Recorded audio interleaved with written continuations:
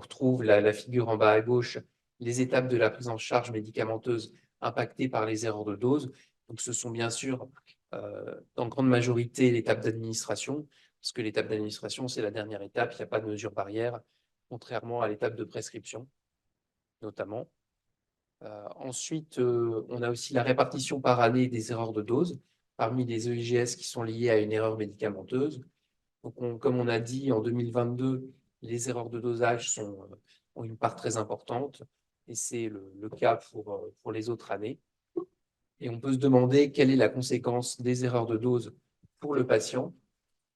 Donc, on voit qu'on a à la fois, bien sûr, des décès, un engagement du pronostic vital, et donc on ne sait pas. Alors, il faut rappeler que là, on est vraiment sur le champ des EIGS, hein, parce que nous, à l'échelle régionale, on n'a bien sûr pas ce tableau de gravité. Ça me permet de reboucler très rapidement. Vous étiez peut-être connecté en juin, on a fait un webinaire sur les erreurs médicamenteuses. Donc, comme vous le savez, on a la démarche de recueil des erreurs médicamenteuses en région. Donc, merci aux établissements qui nous transmettent leurs erreurs. Donc, c'était en collaboration, bien sûr, avec les CRPV. Donc là, je vais revenir vraiment très rapidement sur des éléments qui étaient importants. C'était notamment, donc, c'était sur l'année 2021 que se faisait le focus. 21 établissements avaient déclaré des erreurs. Donc, c'était en diminution par rapport aux années précédentes. 1987 erreurs ont été déclarées. Donc là, par contre, en augmentation par rapport à 2019, avant le Covid. C'est principalement la pharmacie, les pharmaciens qui détectaient les erreurs. C'est notamment de l'analyse pharmaceutique. Donc, ça montre vraiment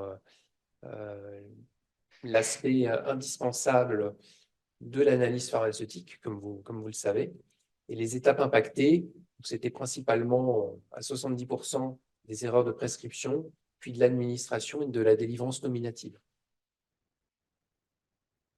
La gravité de l'erreur, alors il faut préciser que c'est la gravité déclarée par les établissements. Parfois, il peut y avoir des divergences par rapport à ce qu'on peut relire, mais c'était très principalement des erreurs mineures. Donc, pour rappel, une erreur mineure, c'est une erreur qui est interceptée avant l'administration au patient. Donc, c'est une erreur qui heureusement est récupérée par les professionnels de santé. Et donc, le moment de détection, c'est en corrélation avec ce qu'on a pu voir avant l'administration. Il y a eu, dans 60% des cas, l'erreur a été détectée. Aucune administration dans 10% des cas. Et puis, donc, ce qui est évidemment très, très grave, hein, ce qui est très gênant, c'est après l'administration, pendant l'administration, donc 25 et 4%. Le type d'erreur, alors nous, en région, pour les erreurs médicamenteuses, on retrouve principalement des erreurs de dose, des erreurs sur le médicament, des erreurs sur le moment ou la durée, des erreurs de patient, des erreurs de voix, donc 1%, et puis autres, 28%. Et là, on peut mettre en regard avec ce qu'on retrouve sur les EIGS, où c'était aussi principalement des erreurs de dosage. Les facteurs favorisants qui étaient retrouvés par les établissements de santé qui nous faisaient les déclarations, c'était notamment une allergie, une insuffisance rénale ou une insuffisance hépatique qui n'était pas prise en compte, et aussi le calcul manuel qui était nécessaire. Et alors, on s'est demandé, est-ce que c'était présenté en retour d'expérience? Alors, les établissements répondaient oui et non dans 19% des cas. C'est vrai que ça fait... il n'y avait pas d'information dans 62% des cas. Donc, oui à 19%, c'est quand même assez faible. On a regardé, par contre, si l'erreur a atteint le patient. Là, il y a eu un retour d'expérience dans 61% des cas. Donc, c'est quand même un peu plus rassurant de se dire que quand il y a eu l'atteinte du patient, il y a eu un retour d'expérience. Là, sur cette diapo, c'était, si vous étiez connecté, on est revenu sur le bilan des Never Events. Donc, bien sûr, vous le savez, les Never Events sont des événements indésirables qui ne devraient jamais arriver.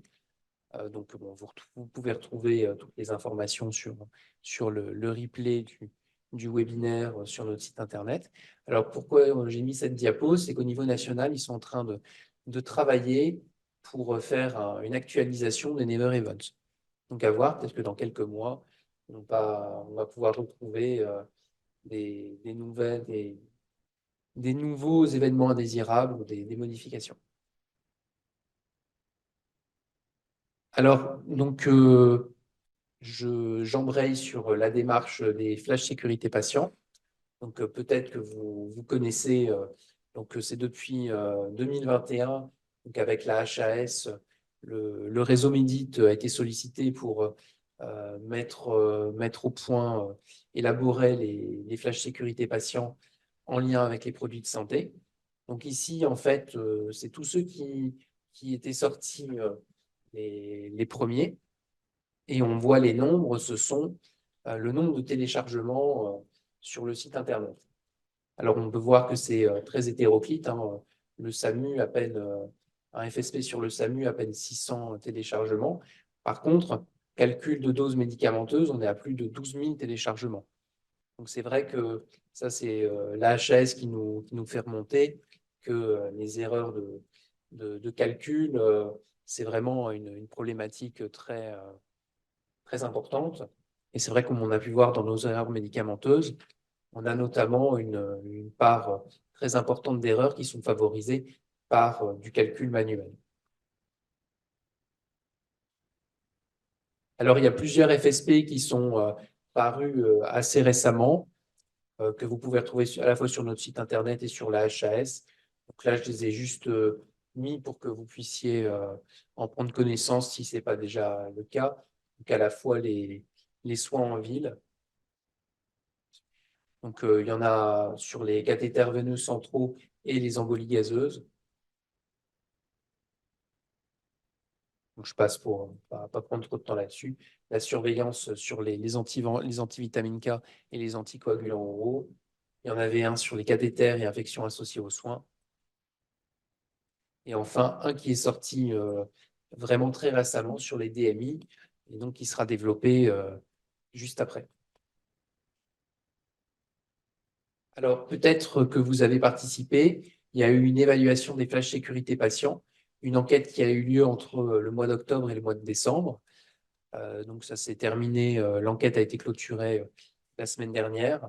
Et donc, on attend le retour sur l'année 2024. Et enfin, pour terminer, écoutez, pour rappeler la déclaration des erreurs médicamenteuses, la démarche en région. Donc, vous êtes déjà beaucoup d'établissements qui déclaraient. N'hésitez pas, là, si vous avez encore des erreurs qui sont survenues l'année 2022 que vous n'avez pas déclarées, n'hésitez pas à nous les transmettre. Et puis, comme chaque année, on fera un bilan qu'on vous transmettra. Voilà, je vous remercie.